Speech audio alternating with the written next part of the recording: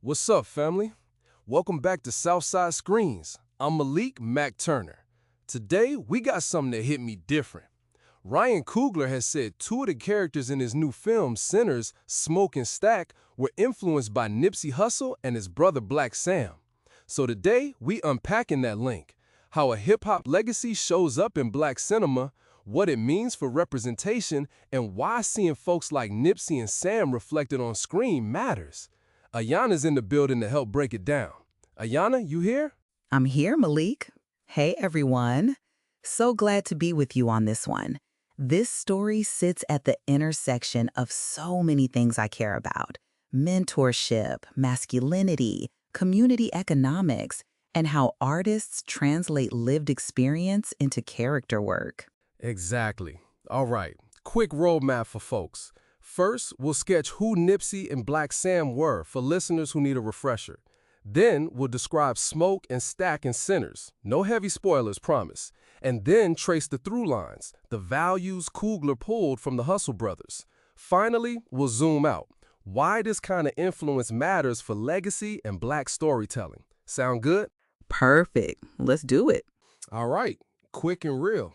Who were Nipsey Hussle and Blacc Sam? Ayana, kick it off. Sure.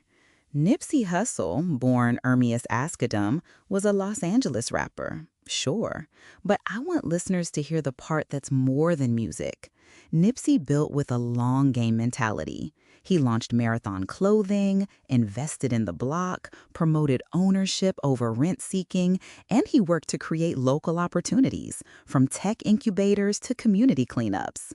His brother, Sam, known as Blacc Sam, was more behind the scenes, often described as the business stabilizer, the guy who helped operationalize Nipsey's vision. Together, they represented a model: hustle plus stewardship, ambition tied to place and people.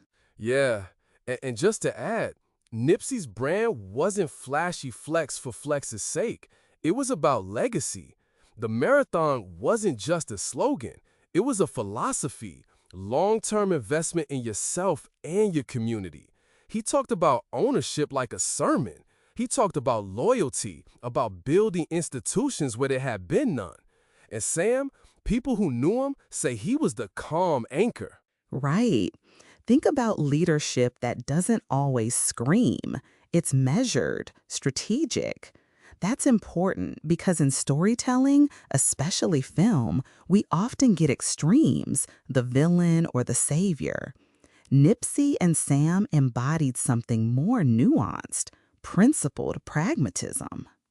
Mm-hmm. Okay. Inside Sinners. Now, Ayana, without spoiling plot beats, tell folks who Smoke and Stack are in Coogler's world. Smoke and Stack are this duo inside Centers who operate in a neighborhood economy that's both tender and violent. They're not caricatures. Smoke is the visionary. People listen when he speaks. He's about longer timelines. He thinks in generational terms.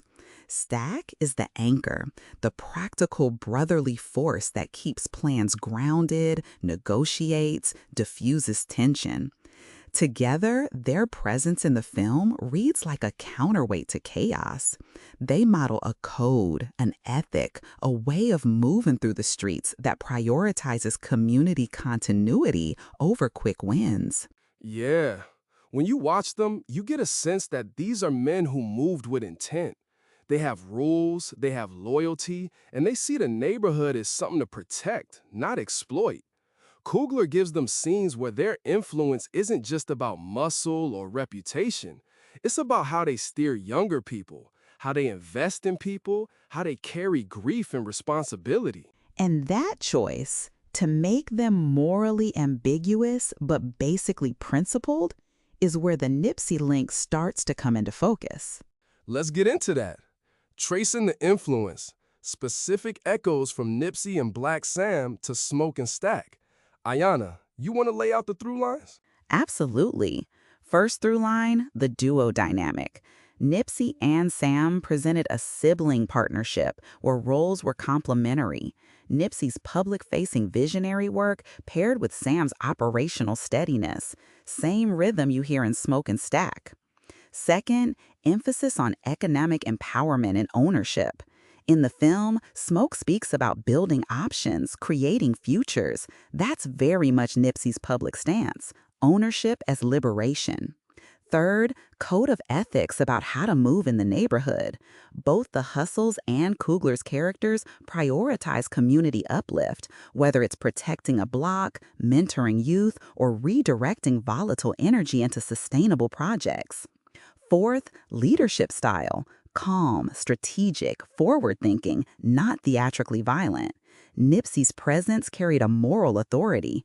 Coogler translates that to screen and how other characters respond to Smoke and Stack. Yeah, you see it in the small stuff too.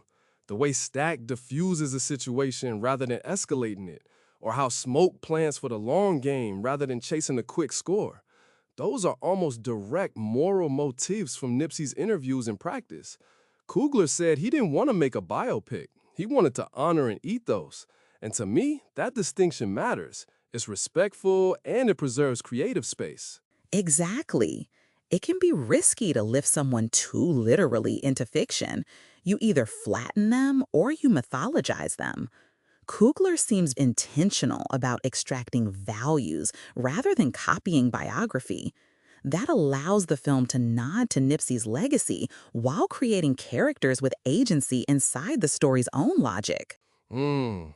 And there's an emotional texture too. Like the scenes where Smoke holds his tongue, but you can feel the weight of responsibility. That quiet leadership, you don't always get that in gangster tropes. It's restorative. Yes, and also notice how Coogler centers relationships. Nipsey's work was relational. Partnership with his brother, with neighbors, with entrepreneurs. Coogler's Smoke and Stack carry that relational politics on screen. They don't just control territory, they build networks. Can I interrupt real quick? Ayana, when you see movies that take inspiration like this, you feel a different kind of pride as a viewer, right? Like seeing values we've seen in our communities elevated, not exoticized. Absolutely, Malik. There's a dignity in that representation. It says our strategies, our patience, our investment in place are cinematic and worthy of being modeled. Okay, quick reaction from me. Wow. I see you. All right, moving to the bigger conversation. Legacy and representation in Black storytelling. Ayana, how does embedding Nipsey's ethos in Sinners extend his legacy beyond music and local activism?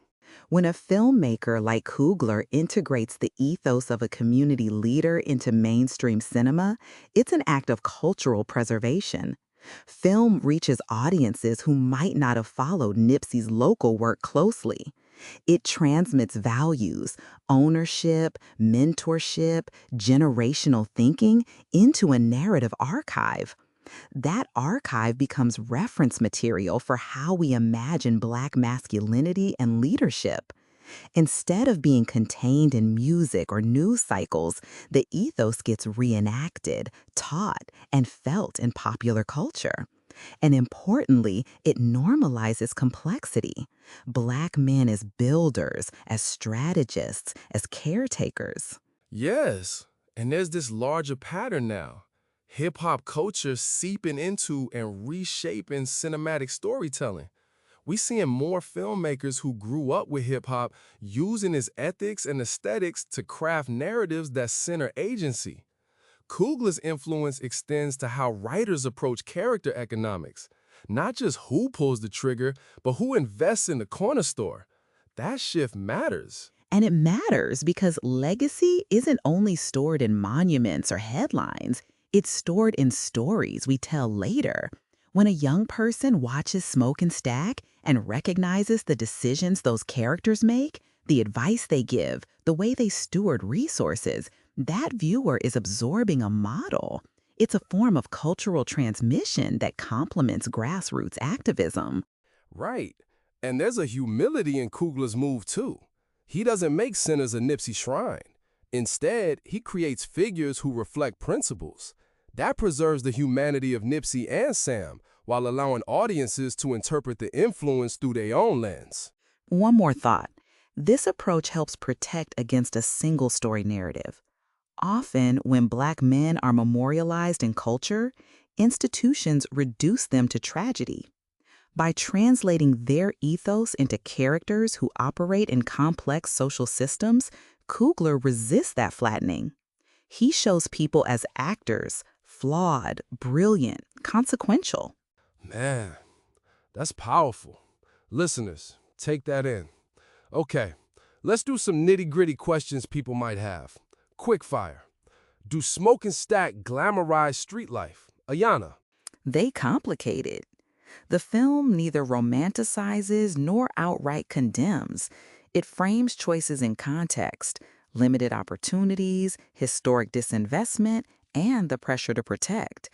By showing the ethical calculus, why someone would choose certain paths to create leverage, Coogler invites empathy and critique at once. And second, if you're a Nipsey fan, will you feel honored or protective? I think both. It's natural. But I leave folks with this. Honoring a legacy can take many forms. Sometimes it's a mural. Sometimes it's a character who's not a copy, but a living echo. Both are valid. That's fair. And the best art invites dialogue. If the film sparks people to revisit Nipsey's interviews, to explore Black Sam's role, to support local entrepreneurs, then it functioned as both art and catalyst. All right. Listener takeaways. Ayana, give me the 3 things you want folks to walk away with after this episode. 1. Recognize the difference between biography and inspiration. Coogler is honoring an ethos, not making a biopic. 2.